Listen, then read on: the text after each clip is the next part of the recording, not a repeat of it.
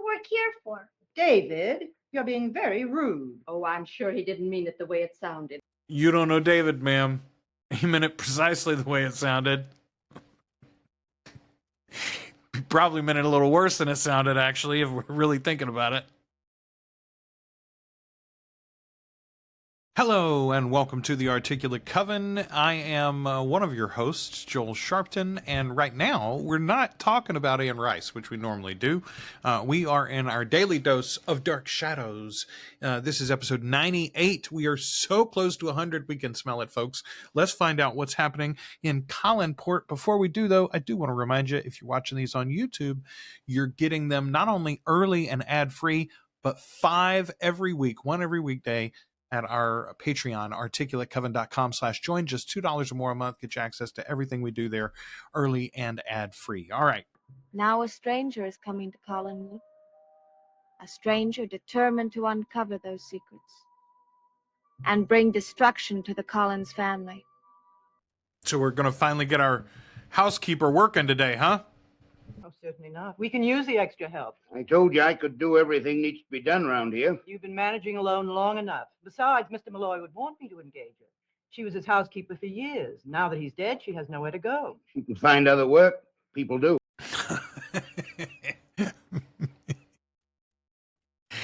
We don't need no housekeeper, Miss Collins. Miss Started.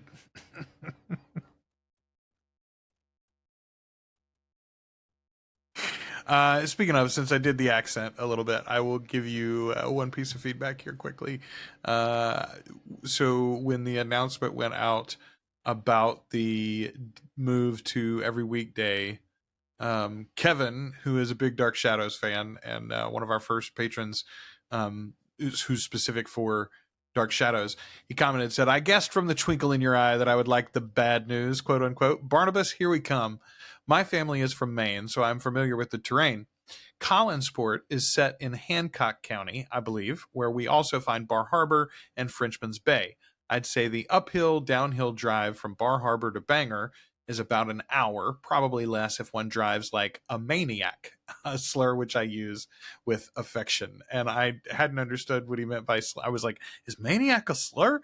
He spelled it M-A-I-N-E-I-A-C, as in a crazy person from Maine. I love that. I love the accent, honestly. It shows up in a lot of Stephen King work, obviously, and I have seen it and heard it there many, many, many times with fondness, but I am falling in love with it in Dark Shadows as well. And Matthew has the most pronounced version of it, I would say.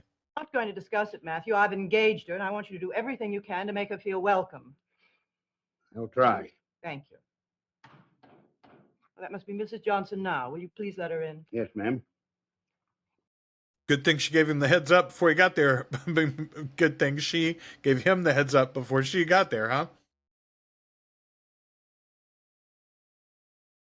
Man, you're not going to find 2 more harsh women than Elizabeth and Miss Johnson. You come into the drawing room. Matthew, take Mrs. Johnson's luggage up to her room. Yes, ma'am.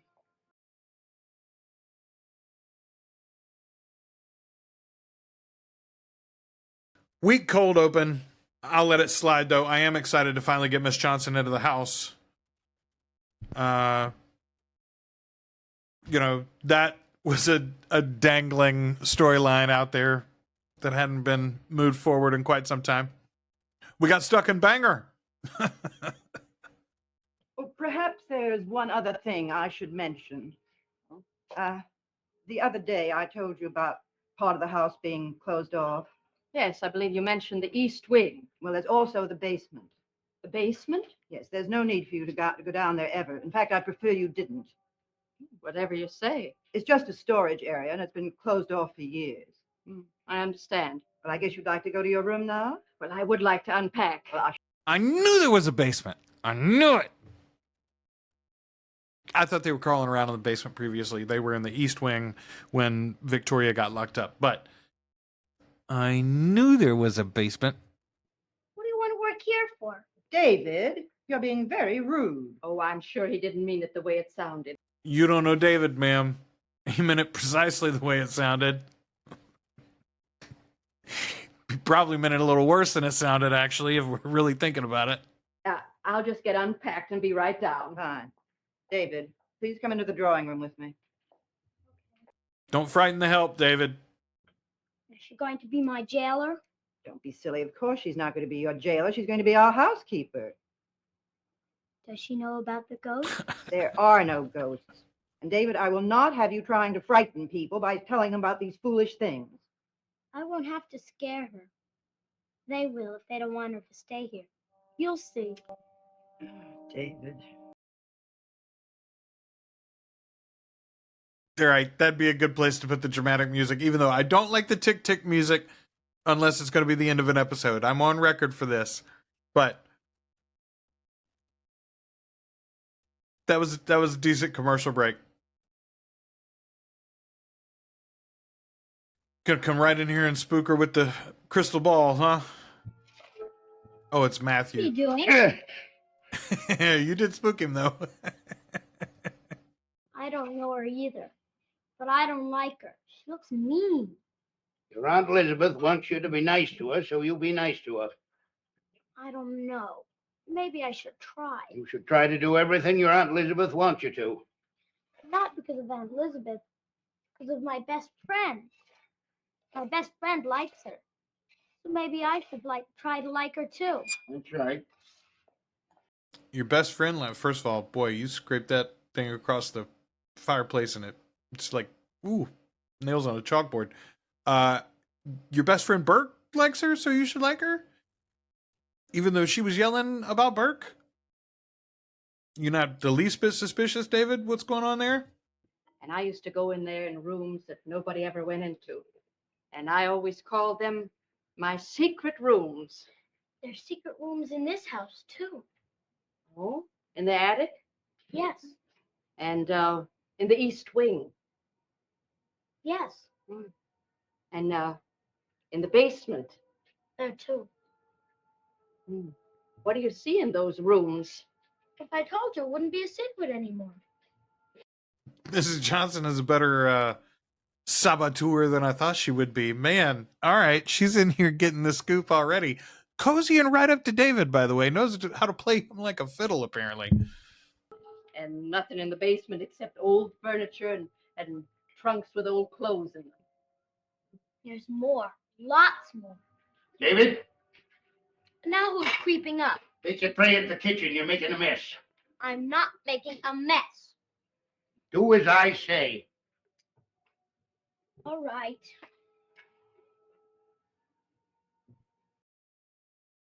Now, look here, Mrs. Johnson. You don't cause no trouble for these Stoddards and Collinses, and I won't cause no trouble for you. He's going to give her a warning, I promise you. You don't like people asking questions around here.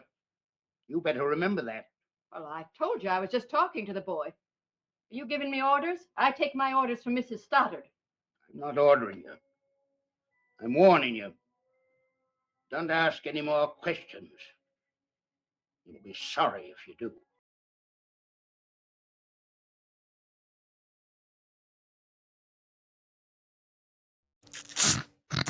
Matthew's a menace.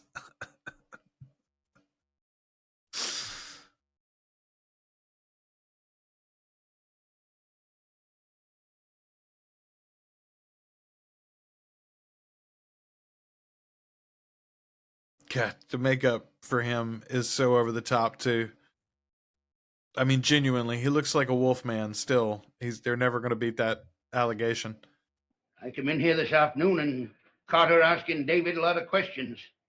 Questions about the house. What kind of questions? She wanted to know what was in the locked up rooms in the basement. In the basement. She's poking her nose in where it's none of her business. Everyone is curious about this house. It would be strange if she weren't. I see that no reason that would make her not. I know she's mostly just fumbling over her lines there, but Elizabeth got nervous when he mentioned the basement, didn't she? Just a little Barnabas in the basement is my guess. Don't trust her. You'd be wise to feel the same. Mr. Malloy trusted her implicitly. That's good enough for me. Keep an eye on her. I'm telling you that for your own sake. New clock chime, as always.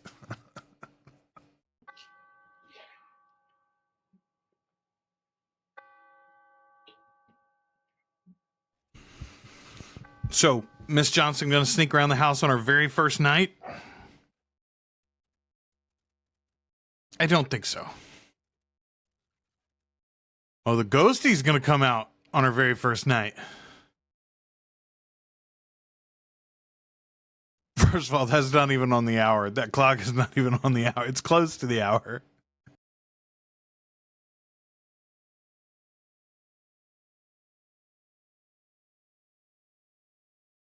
Just went straight down to the basement. Matthew gonna be camped down out here.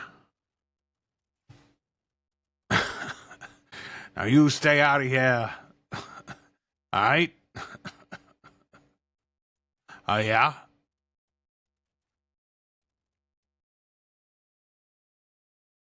Where'd you get the key? Oh, okay, she didn't have a key. It looked like she was trying to put a key in the lock.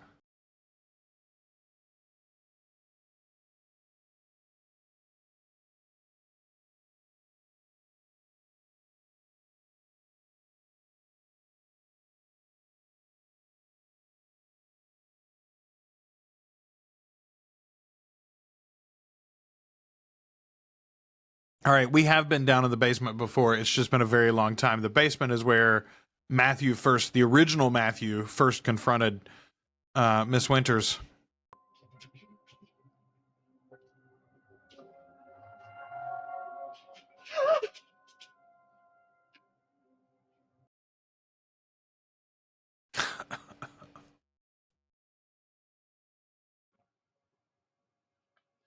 David, I scared you, didn't I? you certainly did. What on earth are you doing prowling around down here at this time of night? I have my reasons. Oh, score one for David. He lives here, ma'am. What's your answer? I heard a noise and I came down here to see what it was. That is very sly. Is there a light That is here very anywhere? sly. Well, I have a good reason to be here. I heard a noise and I came to investigate. It's as simple as that. Is it? Look, I don't have to stand here and give explanations to you, young man. Just march yourself right up to bed. Because you're a friend of Burke Devlin's. What a strange thing to say. What gave you that idea? He likes you. He told me to be nice to you. He even made me apologize to you. Well, that doesn't mean anything. You heard what I said to him the other day when I told him that if it wouldn't be for him, that Mr. Malloy would still be alive. Well, you may have said that, but I don't think you meant it. Why? Because Burke didn't get angry. And if you had meant it, Burke would have been angry. Well, this is not the time or the place to discuss Burke Devlin. Now you just get up to bed. Burke could have sent you here. Ooh. Hello there.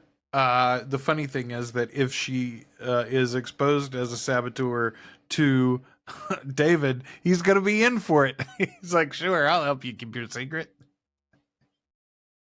You could be spying for him. It is funny that none of the adults really carped onto that, and yet David is like, well, obviously she's a double agent, right? That's the most ridiculous thing I ever heard in my life. If you are, I don't care. I'm even glad. Burke's my friend, and he's out to get my father. And I hope he does. Because I hate my father. And I hope he dies. What a terrible thing to say. I'll make a bargain with you. I don't make bargains with little boys. That's a good rule for an old lady, I would say. But remember what I said. I'll stick to my part of the bargain, if you'll stick to yours.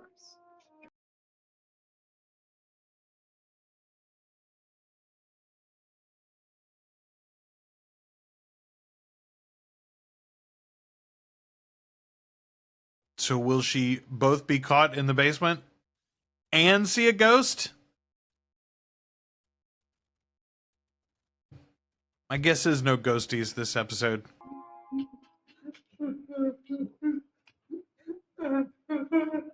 Who is it? Who is it?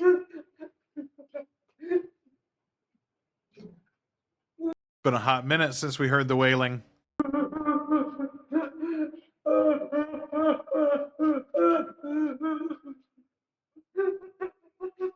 Who's in there? Who's in there?